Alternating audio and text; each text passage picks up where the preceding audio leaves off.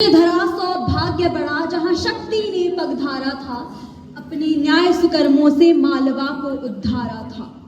न्याय प्रिय वो निष्ठावान जगदम्बा ने था अवतार लिया, केवल शासन ही नहीं संभाला था, प्रजा का सारा भार लिया। यंत्र मंत्र प्रजातंत्र ज्ञात था, शत्रुओं पर सदैव ही भारी थी, कुरीतियों का था नाश किया, वह मर्दानी नारी थी। शासन निपुण शिव भक्तिनी का कैसे महिमा बखाने, शब्दों और वर्णों में कोटि कोटि नमन करते हम उन अहिल्याबाई के चरणों में, कोटि कोटि नमन करते हम उन अहिल्याबाई के चरणों में। मान्यवर अतिथिवृंद, आयोजकगण, परम पूजनीय शिक्षकगण और मेरे प्रिय साथियों, आप सभी को मेरी ओर से प्रणाम। मेरा नाम समृद्धि है और आज मैं आप सभी के समक्ष पुण्य श्लोक लोक माता अहिल्याबाई के ऊपर अपने विचार प्रस्तुत करने जा रही हूँ। मान्यवर, जब कुछ दिन पहले इस प्रतियोगिता का विषय मुझे मिला तो मेरे लिए पुण्य श्लोक लोक माता अहिल्याबाई होलकर केवल एक बड़ा सा नाम था, परंतु जब मैंने उनके जीवन को पढ़ना प्रारंभ करा तो मैं समझ सकी कि आज भी हम क्यों 300 वर्षों के बाद लोक माता अहिल्याबाई होलकर का त्रिशताब्दी जयंती वर्ष मना रहे हैं। मान्यवर, लोक माता अहिल्याबाई होलकर केवल एक महान शासिका नहीं थी, अपितु वे एक धर्मपरायण व्यक्ति भी थी, माँ और एक आदर्श नारी थी।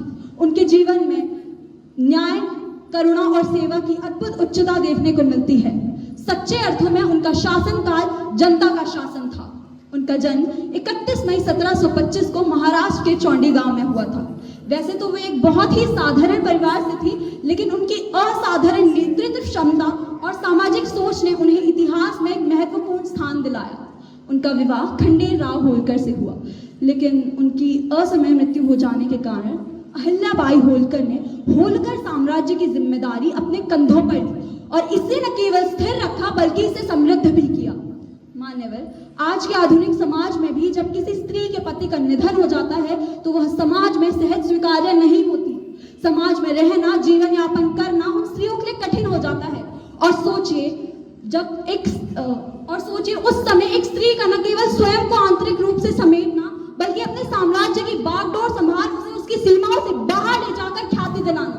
मान्यवर, ये ख्याति कोई विस्तारवाद की ख्याति नहीं थी, अपितु ये समाज के सुधार की, माँ भारती की अर्चना वंदन की ख्याति थी।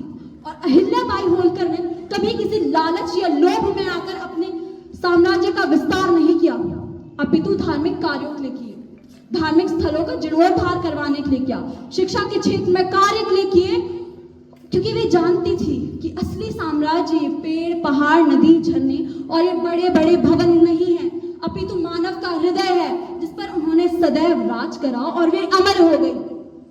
या देवी सर्वभूतेषु मातृ रूपेण संस्थिता, नमस्तस्यै नमस्तस्यै नमस्तस्यै नमो नमः। ये श्लोक अहिल्याबाई के मातृ रूप को वर्णित करता है। उन्होंने सदैव अपनी जनता के हित में निर्णय लिए और उनको उनकी प्रजा ने सदैव एक माता की तरह देखा। उन्होंने अनेकों मंदिरों का पुनः निर्माण करवाया। खासतौर से उन्होंने काशी विश्वनाथ मंदिर, केदारनाथ, बद्रीनाथ, अयोध्या और मथुरा जैसी जगहों का पुनः निर्माण करवाया। उन्होंने माहेश्वर जैसी जगह पर कपड़ा उद्योग शुरू करा, जो आज भी उनकी भारतीय संस्कृति संरक्षण के प्रति उनके समर्पण को आलोकित करता है। धर्मेण राज्ञो राज्यम, अर्थात राजा का धर्म है कि वह न्यायपूर्ण तरीके से शासन करे। इस आदर्श का अहिल्याबाई होलकर ने अपने जीवन में पूरी तरह आत्मसात किया। वे केवल एक महान शासिका नहीं थी, अपितु उन्होंने एक ऐसी शासन प्रणाली का निर्माण किया जो धर्म, करुणा और न्याय पर आधारित थी। और अब अंत में मैं यही कहना चाहूंगी कि अहिल्याबाई होलकर के आदर्शों को अपनाकर हमें एक नया, सशक्त, समृद्ध और न्यायपूर्ण समाज का निर्माण करना होगा।